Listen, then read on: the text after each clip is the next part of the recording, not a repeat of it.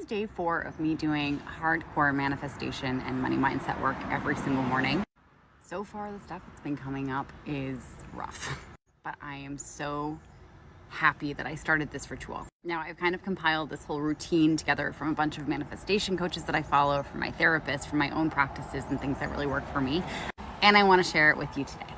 Okay, so here are my options every single morning. I have an option for high vibe days and an option for low vibe days. Now you're probably thinking, Katie, manifestation is all about staying high vibe, but listen up. I've been doing my research on this and we can't just do high vibe stuff. So when we're feeling high vibrational, we're really connected to our higher selves, right?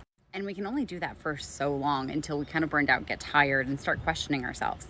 So that takes us to our low vibrational days. Now, when you're feeling low vibration, it means that you are connected to your shadow self.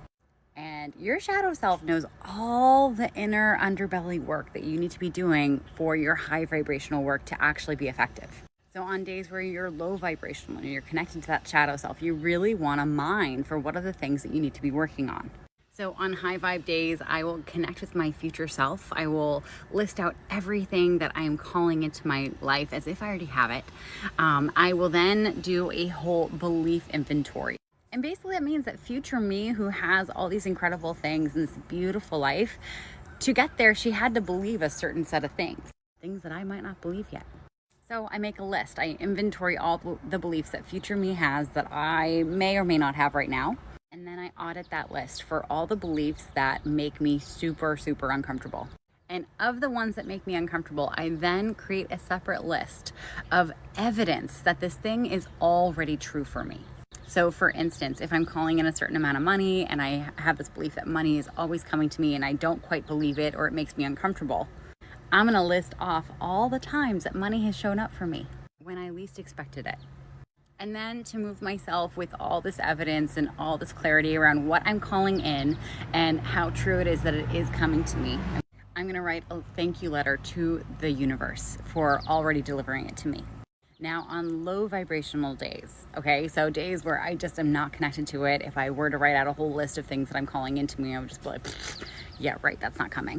I start off with 10 minutes of journaling on things that I am holding shame around or that I am just unable to be with in this moment. So it could be shame around being single. It could be shame around how much money I have in the bank or don't have.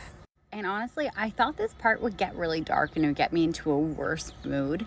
But what's interesting is that when you start each sentence off with like, I have shame around it, and you just name the thing that you're holding shame around, not as if it's true, but just acknowledging that you have shame around it, it kind of feels like you vomited up all this toxicity and you feel better after 10 minutes. Now, here's where I borrow from therapy. So my therapist does EMDR for me for CPTSD, complex PTSD. I won't get into that. That's a whole other story. But anyway, it's incredible. It helps you really move through feelings. If you haven't done EMDR or any kind of tapping before, I highly recommend it. So whatever things from the shame list are still bothering me or like I feel really sticky around, I will then spend some time kind of like meditating and tapping through those feelings until I really feel the emotions moving through me. Now, the other morning when I was doing this, the things that were bothering me still from my journaling that I was holding shame around, when I tapped through them, I realized I had this sense of powerlessness that I was having a really hard time being with. Now, then we move into integration and acceptance. So the part of me that feels powerless can't be shoved away in a closet, can't be hidden. That part of me has to be accepted by me. Or else that feeling of powerlessness is going to be like steam in a confined space. It's just going to explode at some point. And whatever things, I'm feeling that I'm just having a really hard time separating from, aka powerlessness, we then want to try to shift that belief.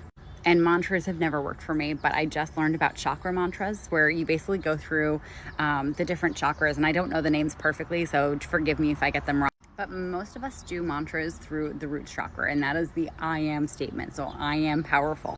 The next one up is your sacral. So I feel powerful. Then your heart center. I love how powerful I am. And then your voice. I forget the name of this chakra, but like I speak and power comes to me. And then of course your crown chakra. So I know that I'm powerful. And then just to get my right side of the brain mixed into this so I'm not just staying super logical, I love it when I have time to go and like paint something and draw it out. And I'm not an artist by any means. So I'm probably never going to show you any of the things I create in this next stage, but it really does help bring my whole brain on board. And my commitment to myself is to do one of these practices for 1 hour every single day until a bunch of stuff on my list has come true. And I can't wait to share the journey with you.